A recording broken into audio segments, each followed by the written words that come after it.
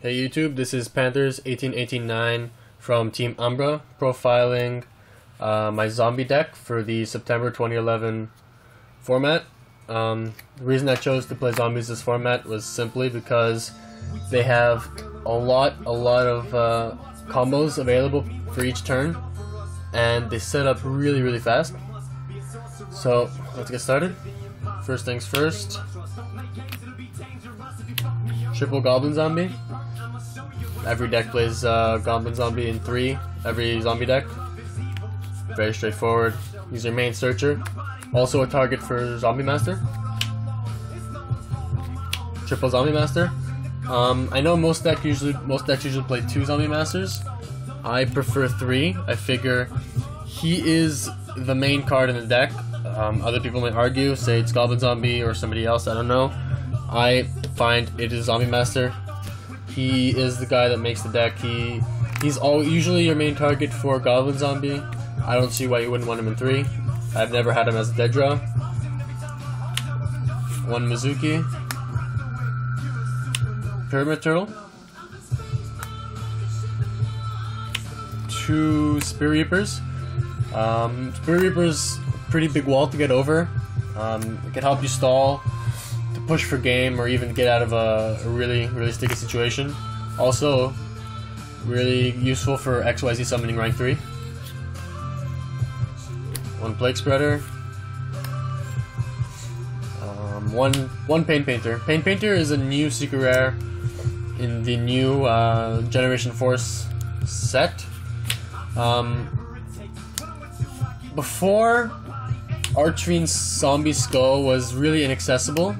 The conditions were really high to summon him. Now with Pain Painter, it really helps, makes it a lot easier to summon him. As well, he makes it really easy to XYZ summon a rank 2. That's why I find it's a pretty useful tech. 1 Sangan. 2 Tragodia. Tragodia, I prefer over Gores. I find his 2 effects are much more useful. Yes, Gores gives you a token, but the effect that makes him copy a level in the grave is much more helpful, I find. Easy to synchro with, easy to XYZ summon with. Also, his mind control effect is pretty awesome. 1 Chaos, useful to get over Stardust or any big reader. 3 Raikos. I know some decks usually play 1 or 2 with a Charger Light Brigade. I prefer 3. I figure if you're gonna mill, you might as well get destruction for it. 2 Veilers. Really comes in handy. Blow Up Bulb. BLS. BLS is probably gonna be the card most played this format. It's just really powerful. Really happy they brought it back. Book of Life. So basically a monster reborn with a DD Crow effect. Really awesome. Lure of Darkness. You know, not much draw power in the game. If Konami gives you a card to help you draw, use it. It can really help you in situations. Of course, triple MST. Happy they brought that back. Back row destruction. As well as Heavy Storm. I'm really liking this. I'm happy they brought this back. It really makes players think more. They need to know what to set, when to set them. Really changes the game. 1 Dark Hole and 1 Monster Reborn. For traps, we got 2 Call the Haunted. Really glad they bumped this back up to 2. It really comes in handy, even though there's back row destruction. Call is usually chainable. You can still get a search from Goblin Zombie or Sangan. So in that sense, pretty cool. 2 Threatening Roars for a very simple reason. It's chainable. With all this back row hate, you need to at least have something that's chainable that could protect your life points. 1 Dust Shoot. Mirror Force. Solemn Judgment. And lastly, 2 warnings. That's it for main deck. Now for extra deck, we got 1 Catastor, really helpful. Hyper Librarian, helps you get some draws. Archfiend Zombie Skull, really great effect. Like I said before, it used to be inaccessible, now with Pain Painter, much easier to synchro summon. 1 Bryonak, 1 Revive King, really good card. If you manage to get Archfiend Zombie Skull and Revive King out, you're in a very good situation. You could almost lock down your opponent. 1 Black Rose, double Stardust. Stardust could really screw up your opponent, really stall him. And I find it's really easy to hit level late in this deck, so why not play 2? I've had situations where I had 2 Stardust up. 1 Trishula, simple reason, great effect.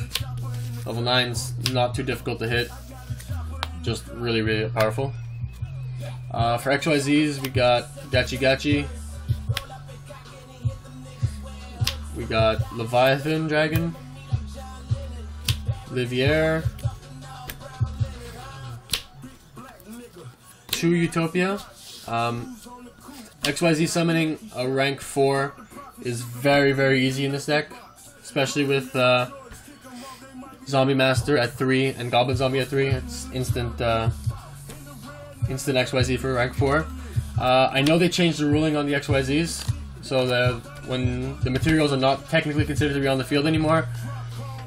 But so if you get if you XYZ summon with Goblin Zombie and use Utopia's effect to detach Goblin Zombie, you won't get your switch anymore. Still useful to have Utopia out. 25 beater, pretty decent effect. And finally, 1 Roach. Really useful against decks that synchro a lot or special summon really high level monsters. For my side deck, this is totally just preference. I don't see many players that have even a similar side deck to me. Start things off, I play triple Maxi. A lot of players don't play it anymore. I still find it's really useful. Can help you out, get out of a sticky situation. You know, help you gain back a hand advantage that you may have lost.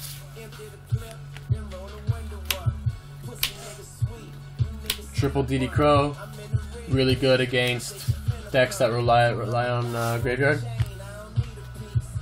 Nobleman of Crossout, useful against the Gravekeeper Spies, the Raikos, the Dark Souls. You gotta remove those from play as fast as possible. Zombie World, great tech for Monarchs or anything that tribute summons really. And think about it, zombie deck, Zombie World can only help you out. 2 Compulsories. Another thing that's chainable, as well as it could really help you push for game or even damage your opponent. 2 Catastrophes, useful against Gravekeepers or any deck that relies heavy on back row. 3 Debunk.